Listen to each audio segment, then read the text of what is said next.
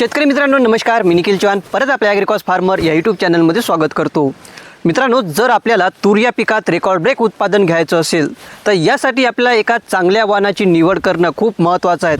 तर मग हे वाण कोणते आहेत जे आपल्याला तूर पिकात रेकॉर्ड ब्रेक उत्पादन मिळवून देऊ शकतात, हेच आज आपण या व्हिडिओच्या माध्यमातून पाहणार आहोत, त्यामुळे हा व्हिडिओ शेवटपर्यंत नक्की पहा। तर मित्रांनो, पहिलं तुरीचं वाण ज्याने आतापर्यंत रेकॉर्ड ब्रेक एकरी 19.5 क्विंटल पर्यंत उत्पादन दिलेलं आहे, तर ते वाण म्हणजे BDN 2013-41 म्हणजेच गोदावरी। तर हा जो काही गोदावरी वाण आहे तर आपल्या परभणी कृषी विद्यापीठाने 2021 मध्ये प्रसारित केला आहे, ज्याचा कालावधी आपल्या जवळपास 160 ते 165 दिवसापर्यंत त्या ठिकाणी पाहायला मिळतो। ज्याचं एकरी उत्पादन करमाळा तालुक्यातील काही शेतकऱ्यांनी ड्रिपवर लागवड करून जवळपास 19 ते 19.5 क्विंटल पर्यंत त्या ठिकाणी उत्पादन घेतलेलं आहे। पण हा जो काही गोदावरी वाण आहे तर हा एक पांढऱ्या तुरीचा वाण आहे, त्यामुळे जर आपल्या भागात पांढऱ्या तुरीला जर मार्केट असेल तर त्या ठिकाणी आपण या तुरीची त्या ठिकाणी लागवड करू शकता। त्यानंतर दुसरं तुरीचं वाण म्हणजे ग्रीन गोल्ड सीडचं गोल्ड 100, ज्याने मागील वर्षी शेतकऱ्यांना चांगल्या पद्धतीचं उत्पादन दिलेलं आहे। कारण या वाणामध्ये आपल्याला 5 दाण्याच्या शेंगाचं प्रमाण पाहायला मिळते, ज्याचा कालावधी आपल्याला जवळपास 145 ते 150 दिवसापर्यंत पाहायला मिळते। म्हणजे तूर पिकाची काढणी केल्यानंतर आपण त्या ठिकाणी गहू पिकाची पेरणी करू शकतो।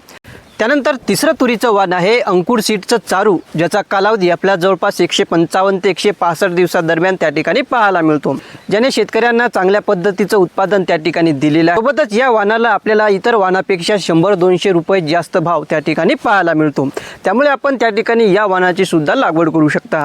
आता लागवड करत असताना आपण किमान 2-3 वाणाची लागवड आपल्या शेतामध्ये अवश्य करा, एक कमी कालावधीचं वाण आणि एक जास्त कालावधीचं वाण, जेणेकरून जर त्या ठिकाणी फुलधारणा अवस्थेमध्ये वातावरण खराब झालं, त्या ठिकाणी धुईधुकं जर पडलं तर यापासून आपलं एक वाण त्या ठिकाणी सुरक्षित राहील आणि आपल्याला चांगल्या पद्धतीचं उत्पादन मिळेल। त्यानंतरचा वाण म्हणजे BDN 716, जो की परत आपल्या परभणी कृषी विद्यापीठाने 2016 मध्ये या ठिकाणी प्रसारित केला आहे।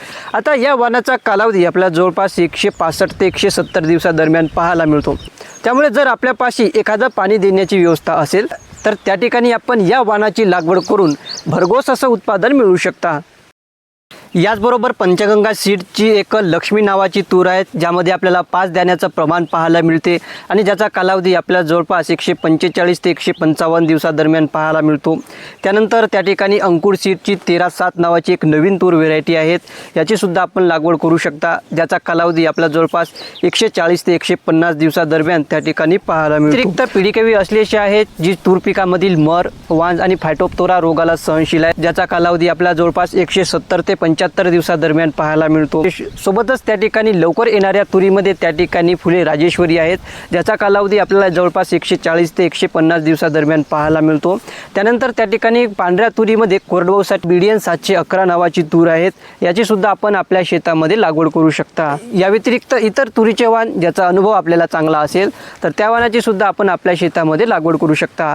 तर या व्हिडिओमध्ये एवढंच। हा व्हिडिओ कसा वाटला खाली कमेंटमध्ये नक्की सांगा। व्हिडिओ आवडला असेल तर व्हिडिओला लाईक करा, नवीन असाल तर चॅनलला सबस्क्राईब करा, जेणेकरून असे व्हिडिओज आपल्याला पाहायला मिळतील। धन्यवाद।